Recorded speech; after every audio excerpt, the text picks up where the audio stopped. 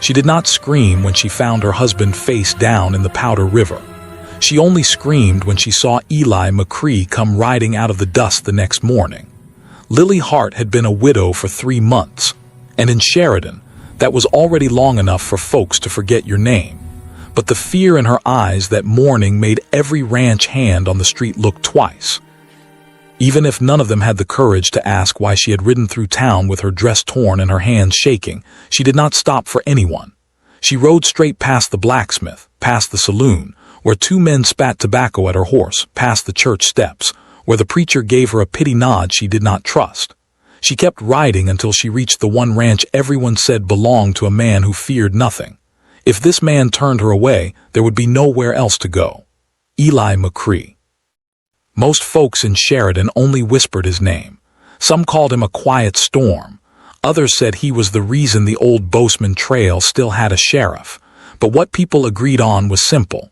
If trouble came for you and you had nowhere else to run, you rode to the McCree place and prayed he was in a good mood. Lily did not pray. She slammed her boots on the dirt and walked right up to him as he was feeding salt to a young ram. Eli looked up slow as sunrise, and she swore his eyes could see every lie a man had ever told her. For the first time since the funeral, she felt like someone was really looking at her, not just at her black dress. He asked if she had been followed. She nodded. Then she told him everything she knew.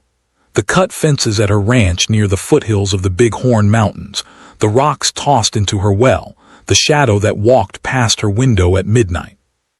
The voice outside her barn whispering that a woman alone could not hold land in Wyoming territory. Eli listened without blinking. The wind pushed dust across his boots. The ram flicked its ears like it understood trouble was coming. Out here, even the horses knew when a storm was about to break. And this did not feel like the kind that brought rain. When Lily finally said the name Harland Voss, Eli's jaw tightened just once, like a man hearing an old bullet shift in a scar. He knew that name. Everyone did. Cattle king, land thief, man who claimed her husband's death had been an accident on the trail. Lily stepped closer. Her voice cracked. She said she did not come for pity. She came because someone wanted her land and someone wanted her gone, and she needed a man who did not scare easy. Eli wiped his hands, looked at the mountains, then looked back at her like he was measuring how much fight she had left. He asked one question, a quiet one, the kind that decides the whole story before it even starts. Are you ready for the truth that might come with this? And Lily answered with a question of her own. What if the truth is worse than the man who killed my husband?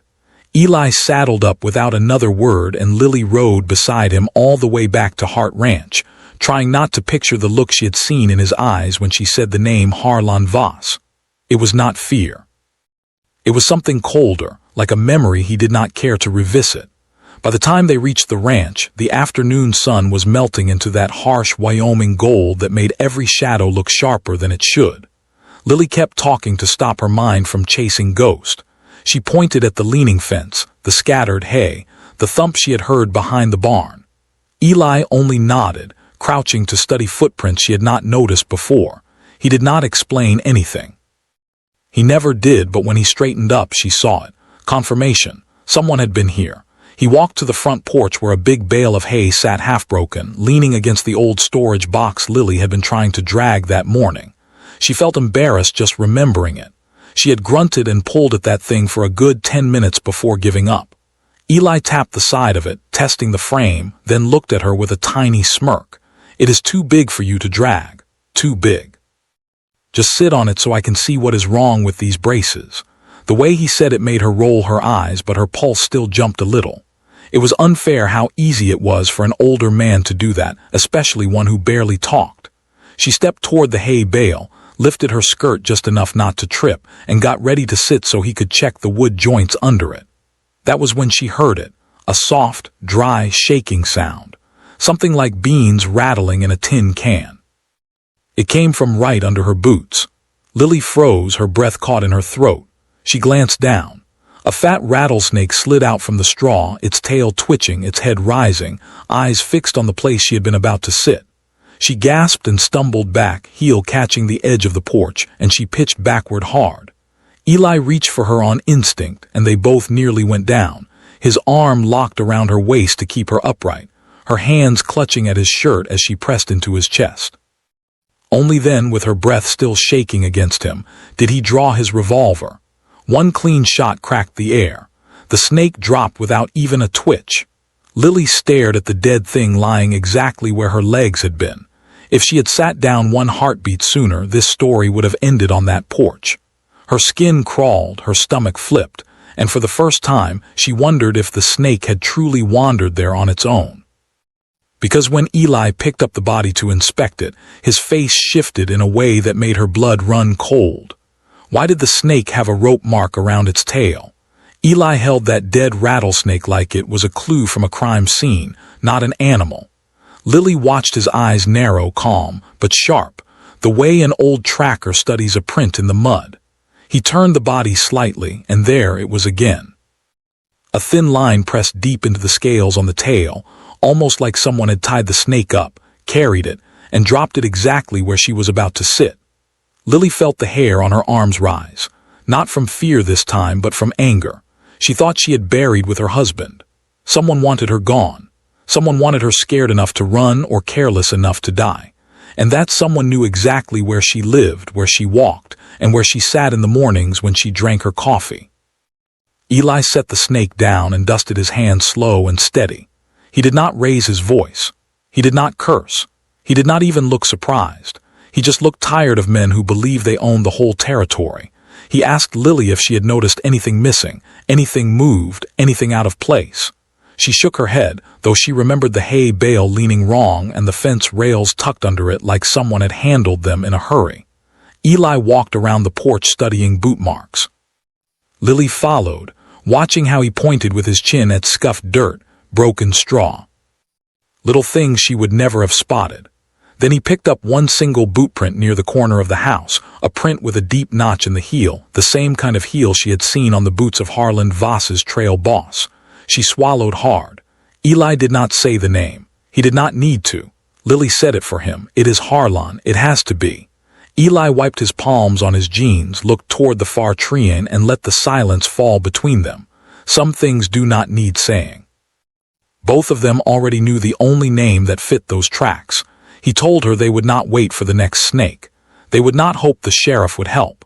They would set the stage themselves, catch the man who thought he owned her land, and end this before someone ended her. The plan he laid out was simple, but it carried the kind of danger that made Lily's pulse drum in her neck. She was not the same woman she had been 3 months ago. She felt stronger now, like something inside her had finally decided to fight back. Eli asked her if she was ready, really ready, because once they started there would be no turning back. Lily looked at the dead snake, then at the tracks in the dirt, then at the man who had held her steady when she fell. She nodded. If you are enjoying this story, consider subscribing so you do not miss the next part. And while you settle in with a warm cup of tea, tell me what time it is where you are and where you are listening from. Lily barely slept that night, not from fear, but from the way Eli's plan kept circling in her mind like a hawk over a rabbit trail. By sunrise, the two of them were already moving around the ranch, quiet and focused, setting things exactly the way Eli wanted. He told her the trick to catching a man like Harron was simple. You do not chase him. You let him believe he's hunting you. So Lily played her part. She rode into Sheridan late that morning, boots dusty, hair loose, looking like a woman worn thin. She stopped by the general store, then the livery. Then she walked right past the saloon where Harron liked to sit on warm days. She pretended not to see him, which of course made him watch her even harder. Every step she took past that saloon felt like she was walking out on a ledge with no rail. When he stepped onto the boardwalk and asked if she was doing all right, she let her shoulders sag just enough to look defeated. She told him she had barely slept, told him a snake tried to bite her, told him Eli had gone back to his own ranch and she would be alone tonight on Hart Ranch. She even let her voice tremble when she said, I have been thinking maybe you were right about selling. A woman cannot hold this place alone forever. Then she said the line Eli had coached her to say, I do not know if I can keep fighting this. Maybe selling the place would be easier. Harlan smiled at her like a cat that had finally gotten the door open on the chicken coop. He wished her a good day and told her he hoped she made the right choice. Lily nodded politely, turned her horse, and rode home calm as a preacher. But the moment she reached Hart Ranch, her mask dropped. Eli was already in the barn loft checking his rifle. 2 of his trusted cowboys were posted near the windmill, out of sight. Lily felt safer than she had in months. Evening fell fast. The sky turned purple. The land cooled enough that even the grass seemed to stop breathing. Lily lit one lamp in the house and left the front door cracked just enough to look careless. She sat at the table with her heart pounding like a drum inside a church hall. When the first hoofbeats came, she knew 3 horses moving slow, deliberate, predators, not visitors. Lily stood up and gripped the small pistol Eli had given her. She reminded herself she was not bait. She was part of the trap. Whatever happened tonight would decide if she stayed a victim or became the true owner of this land. A shadow stepped into the doorway. A man with a bandana around his neck and a grin that said he had done this before. He told her to pack her things and come quietly. She told him to go to hell. The fight that followed was not graceful. It was desperate and loud and real. Lily swung a wooden block into his face. He stumbled. She fired once into the floor, not to hit, but to call the thunder she knew was waiting in the dark. The crack of that gunshot brought Eli out of the shadows like lightning. And just like that, the trap was sprung. But what Eli found outside the house was something even he did not expect. Who was the man waiting behind the barn? And why did he look more terrified than dangerous? Eli reached the corner of the barn with his rifle raised, ready to finish the job. But the man crouched behind the water trough was not aiming a gun at him. He was shaking, hands up, eyes darting like a trapped animal. He kept whispering that he never wanted to hurt Lily, that he had only come because Harlan forced him. He said Harlan paid extra for the snake. He said Harlan planned to burn the ranch to the ground after taking Lily away. That was when Lily realized this was not just about dirt and fences. It was about wiping her name off the map. His voice cracked like he had finally reached the end of a long road of fear. Eli lowered his rifle just enough for the man to breathe. Then he stepped closer and asked the question Lily had been afraid to voice for months. Why did Harlan want her land so badly? The man told them about a new cattle route Harlan wanted to control. A shortcut that cut straight through Hart Ranch. A road that could make him rich and give him even more power in Sheridan. Lily listened, standing in the doorway with dust in her hair and a pistol still shaking in her hand. She felt something inside her shift. Not fear, not anger, something steadier, something stronger. Eli signaled to his cowboys, and together they took the man into town before dawn. Sheridan woke to a confession that spread like wildfire, a confession about murder, threat, the snake, the plan to burn the ranch. It was enough for the sheriff to ride out with 10 men and drag Harlan Voss from his fancy porch before breakfast. When it was over, the town felt different, quieter, lighter, even. People tipped their hats at Lily for the first time. Not because she was a widow, but because she had survived something meant to break her. It felt strange carrying respect on her shoulders instead of pity, but it fit better than she expected, and she had not done it alone.